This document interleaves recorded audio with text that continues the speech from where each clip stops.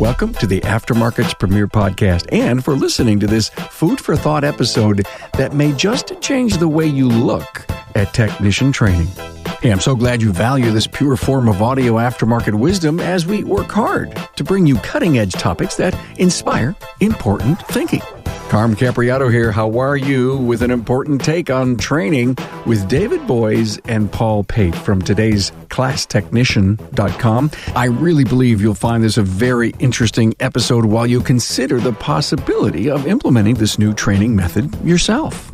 Hey, two great partners of the podcast bring you this new episode today, Apex and Shopware. Hey, now, I know many of you love to go to Apex to buy equipment for your shop. And guess what? You still can by attending the virtual Apex experience November 3rd through the 5th, 2020. And also there's going to be great training, both management and technician, and it's all free. Register now at aapexshow.com/register. Did I say free?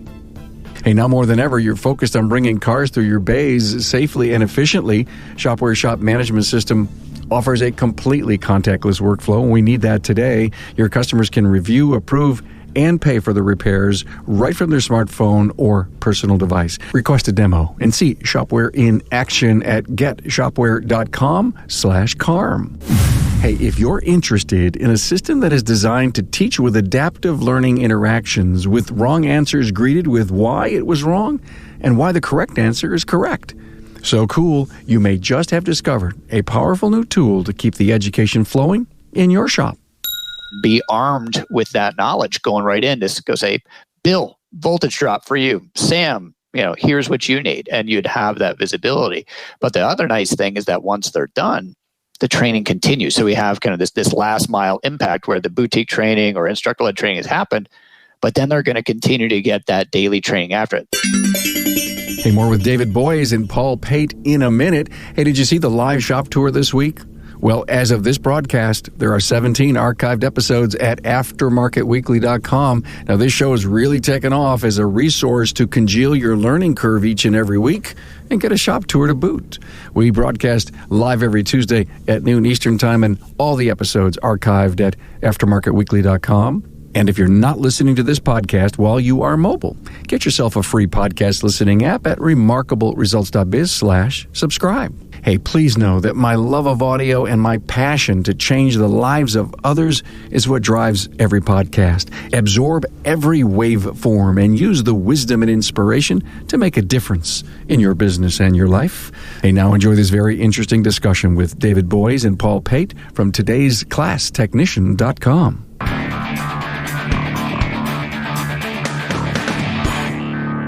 A warm welcome to David Boyesis, President, and Paul Pate, Director of Professional Services from Today's Class. Now, you ask yourself, what's Today's Class all about? You're going to learn so much. You're really going to be, I think, impressed. And we're talking about training. OMG, training, COVID. Think about what just happened to training, guys. There has never been more online training. It's almost like Today's Class had a gift from COVID, and that is to put some people behind some form of device, be it a computer or be it a handheld device, to get their training. But I don't want to minimize the power of your process and your company. There's only one reason I'd have you guys on here to talk about this, because I am so impressed, So, David, let me start out. How has training changed in the last, say, 20 or 30 years?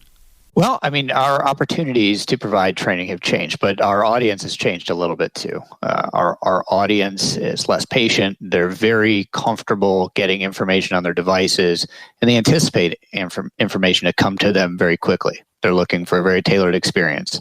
Think about Netflix versus going to Blockbuster years ago. Expectations are just a little higher in terms of the information that's made available to me, in what format, and overall the accessibility. They also expect information to be targeted for them. Again, kind of using a Netflix type approach. If I'm going to get training, it needs to be relevant for me. And that ties into some adult learning principles as well. If it's targeted for me, it is more likely to impact my knowledge overall, as opposed to information that is less relevant to me. I think that is one of the most critical things you said. It's targeted. It's just for me. And this is what you guys do. We try to make the training efficient. When you start to look at training, what does a learner today want? They want to jump in and get the knowledge they need to know and answer their questions quickly and then move on. I'm a person who wants to learn something new every day. It's just how I'm wired.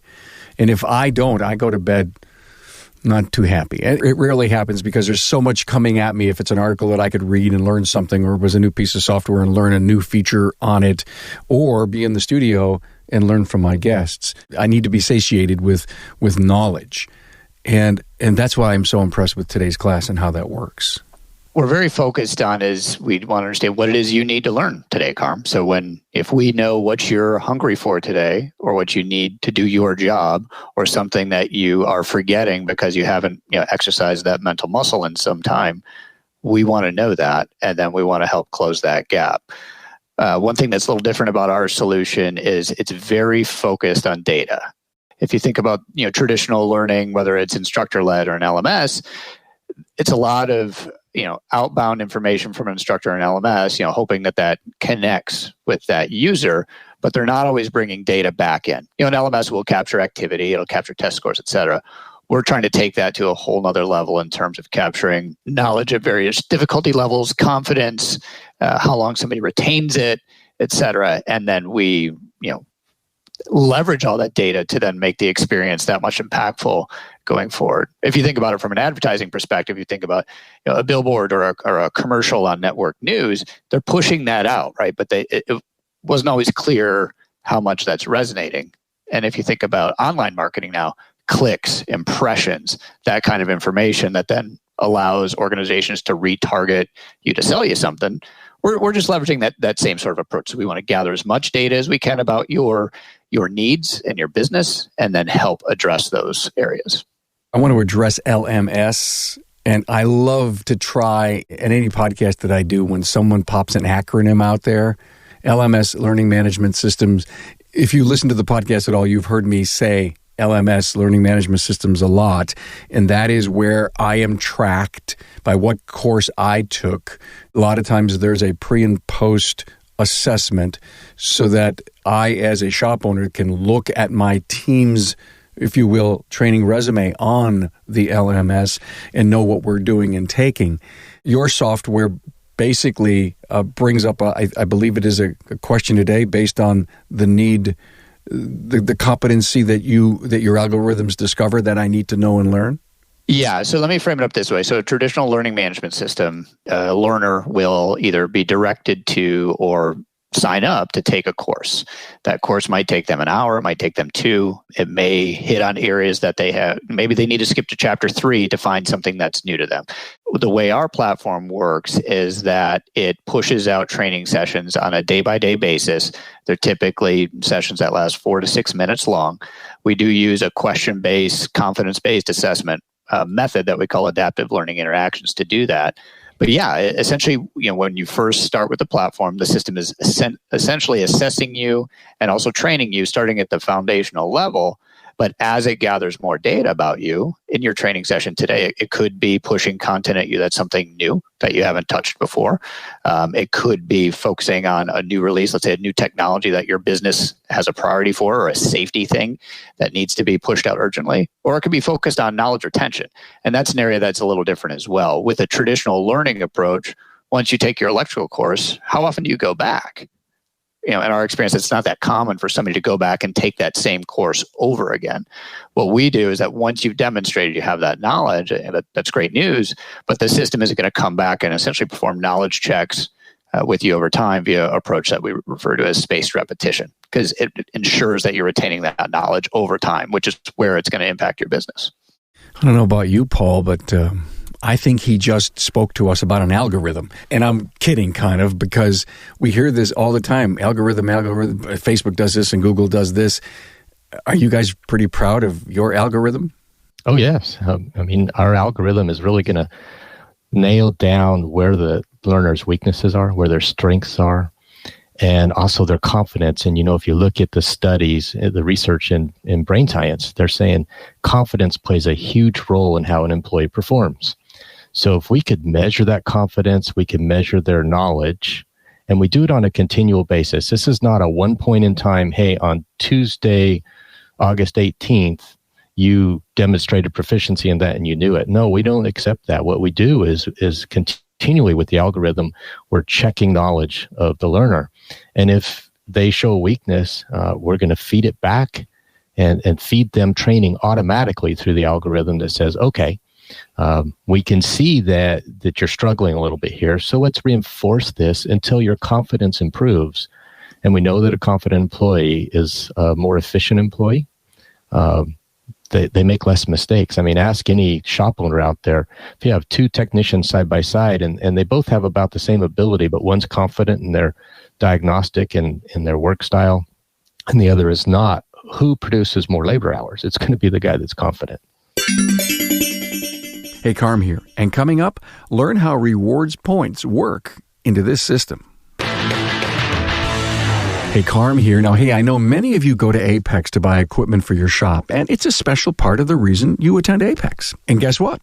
You can still buy by attending the virtual Apex experience. Hey, write these dates down, November 3rd through the 5th, 2020. You simply use our virtual platform to set up one-on-one meetings with suppliers and manufacturers, and you conduct business from your shop or at home. They thought of everything.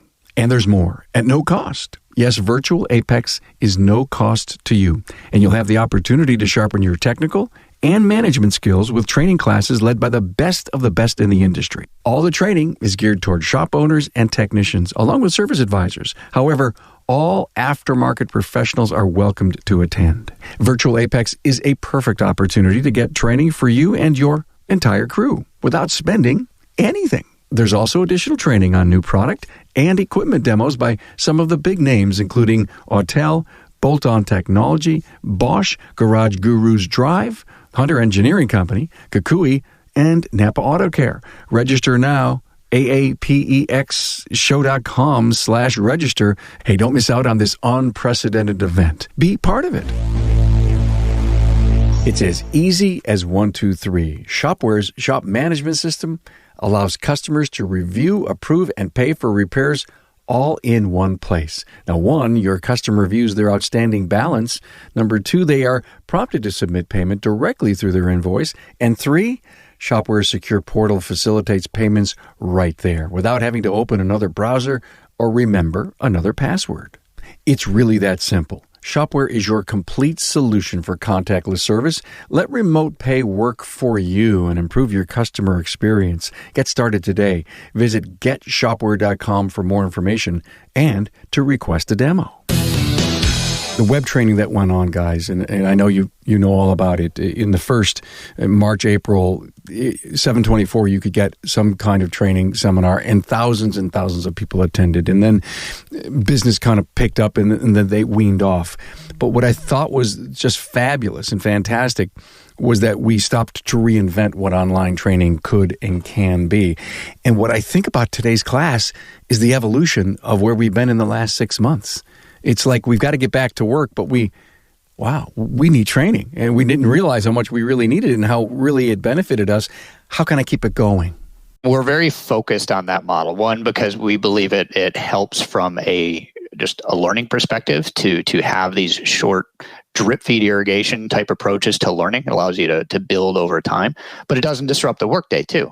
Our training takes a few minutes. It can be pushed to a cell phone. It can be pushed to a tablet, but you can learn in a few minutes a day. Our data demonstrates that. That's one thing that we measure everything. So we can understand where somebody starts and where they are today. But we can do that as they do get back to work. They don't need to necessarily be off parked at a PC for an hour and a half, or of course that there's definitely a place for that. But on the ongoing day-by-day basis, it's tough to make that happen. Is this helping me find weaknesses inside of my team? Yeah, you'll be able to graph with the data exactly where somebody is weak and where somebody's strong. So if you have a team and you say, okay, I want to assign work based upon their strengths, not their weaknesses. And you know that as a shop owner or shop foreman, and you can say, okay, this particular individual is very strong in voltage drop. He's very strong in electrical diagnosis. He's very strong in this, but maybe he's a little bit weak in air conditioning diagnosis. Now you can use that as a tool for the shop, and you can assign it. But you're not just going to assign the work based upon where their strengths are. You're going to now come back in with our platform, and automatically the algorithm's going to start to feed training to that person in their area of weakness. So you're building that person up, but you're also using that person for his strengths. Hey guys, if you had a course on GDI and there's different elements inside of it, would you know if I know all of those elements to the best of my ability, and if there's an area of weakness at all within the class? Yes, we would. That's a fabulous answer, and I want everybody to remember what Paul just said. He said yes to my question, and here's why.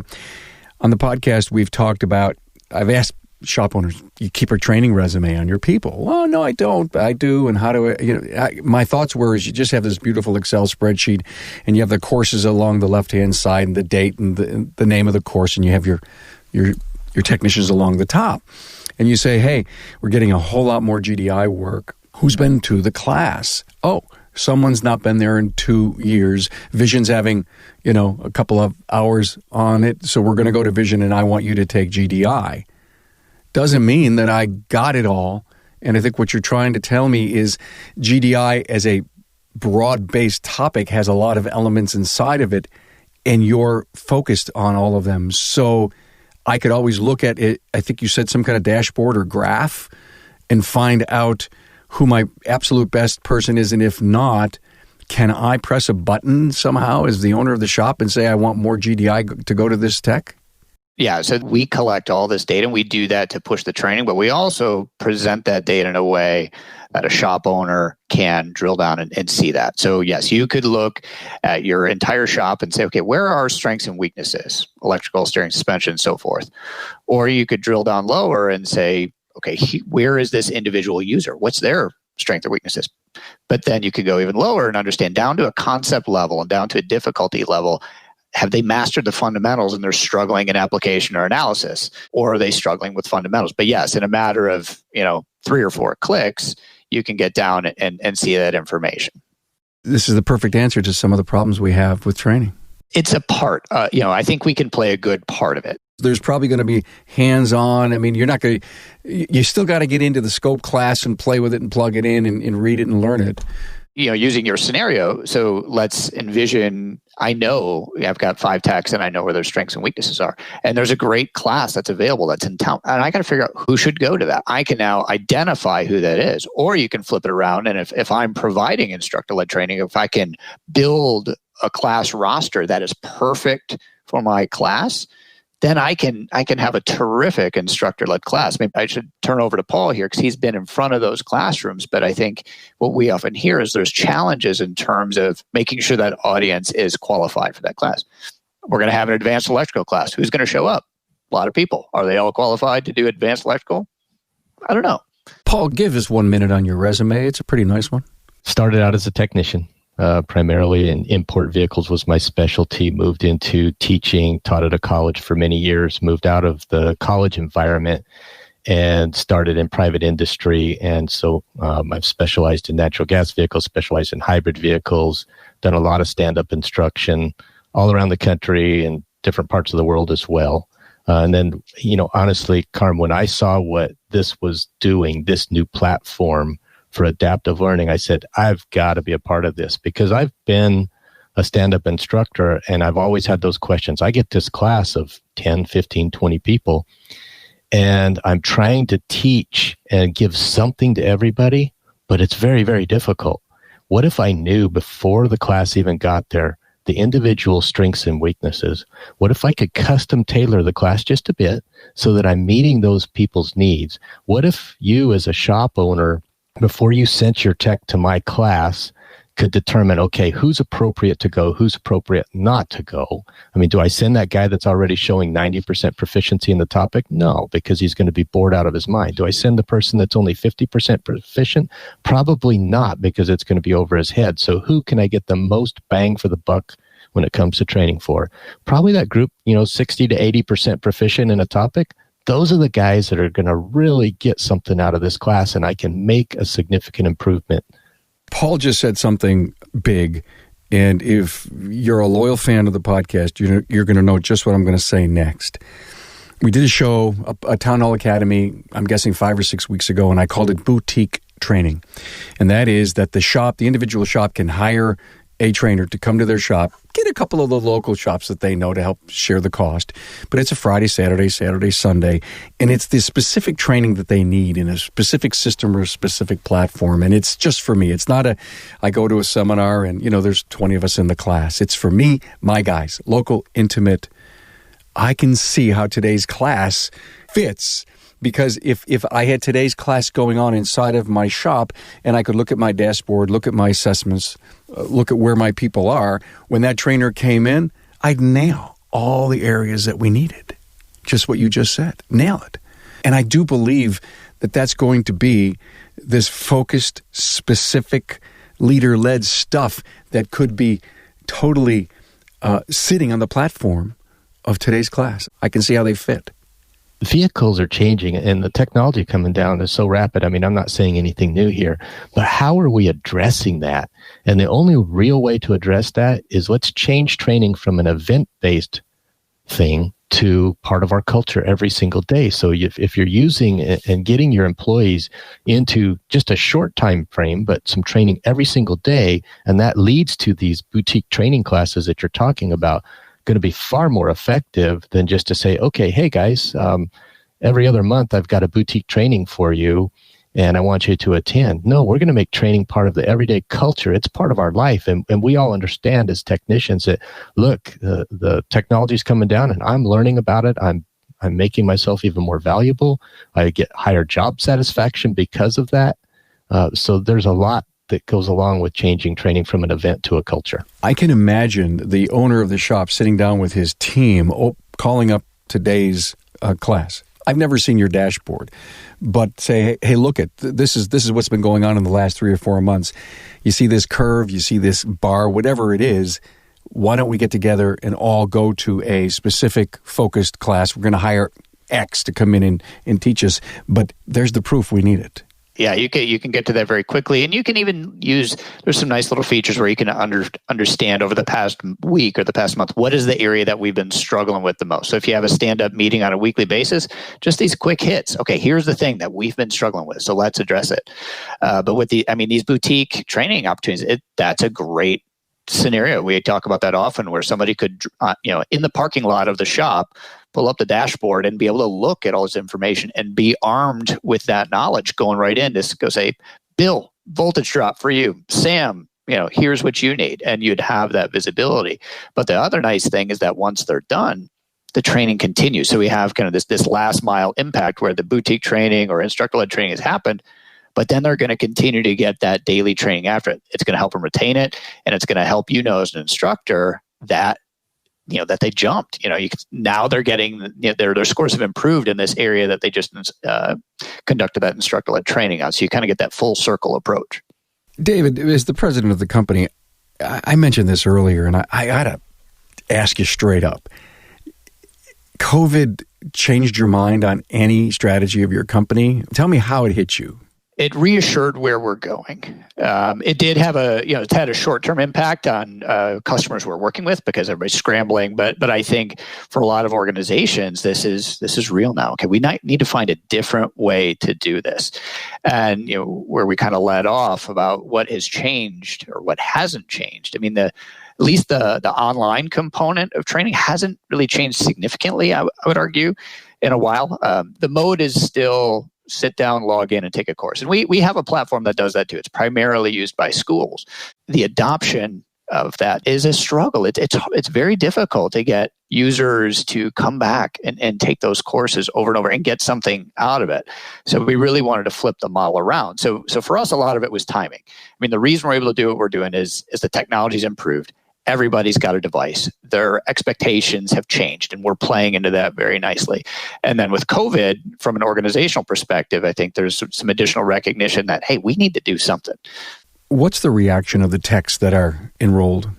Engagement is pretty high. Think about the traditional online learning LMS solution. How often are users logging in? Based on our experience, again, with our traditional platform, that number was not very high. What we see is technicians in this platform logging in 3, 4, 5 times a week. We see them logging in on Saturdays, and it's just a quick hit. They're not in there for a long time. So the engagement is really high. We saw folks on Christmas Day this past year training. We see them on weekends. Are they just taking one question and then answering it, or are they going in a little deeper? A bit of both. Some folks are just very focused on doing what we call their daily training, which is 4 to 6 minute session. Now, one of the features there is we include rewards points as they do that, which enables them to compete against their other techs. We have them in groups where they could compete against other shops. So we've got organizations where a region or a district or a group of shops might be competing with one another. We've also got other groups where there's shops that don't really have a relationship with each other, but are competing with each other, across the country. So to earn points to be the top tech in my shop, I need to stay on top of my training. And again, it's 4 to 6 minute commitment a day. It's relevant to me every day. So the fact that we've got techs coming in, some of them do it 7 days a week. They're just on top of it. That has demonstrated to us that there is a hunger for that knowledge there, that the model is engaging for them. So overall, it's been received pretty well. I mean, obviously, you're going to have some folks that don't like it. The method of the training is a little different. It takes some getting used to, because it's not reading 3 or 4 paragraphs and taking a quiz. It's a very different model. Now, Paul, if I get an answer wrong to a test question, do you tell me why or how I got it wrong, and then will you retest me in the future? Absolutely. So first of all, we don't call them tests. We call them adaptive learning interactions. And there's a reason. It's not just a name here. But an adaptive learning interaction means that the platform is interacting with you as the learner. It's trying to figure out where you're at and what you need.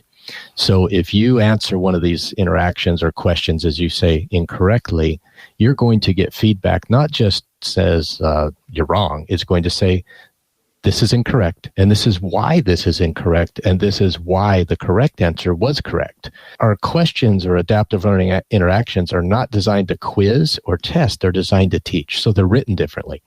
Everything that we do in this platform is designed to teach. So when we're asking you a question, it's just to gauge your level of understanding and figure out what you need. So then the adaptive algorithms in the background are saying, okay, based on this question and the 37 others that were around this particular topic, we can figure out exactly what it is that you need.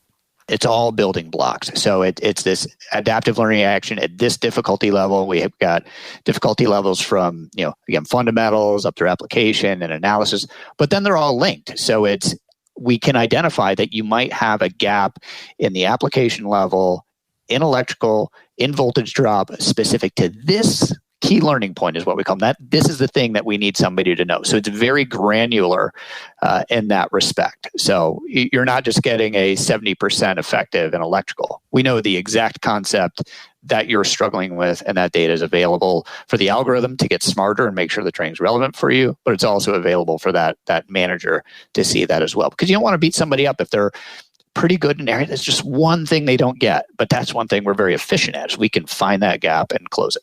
When you really drill down to why a technician fails at a diagnostic or something like that, it's not typically an overall lack of knowledge. It's they're missing one piece of foundational information.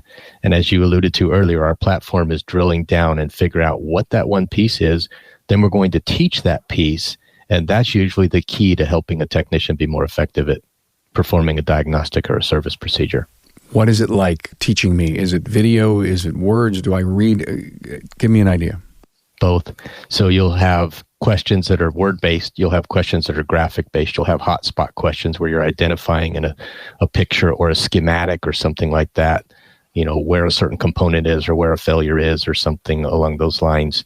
But then you asked about video. So earlier you had asked, about, is this platform engaging? What's the reaction of our learners?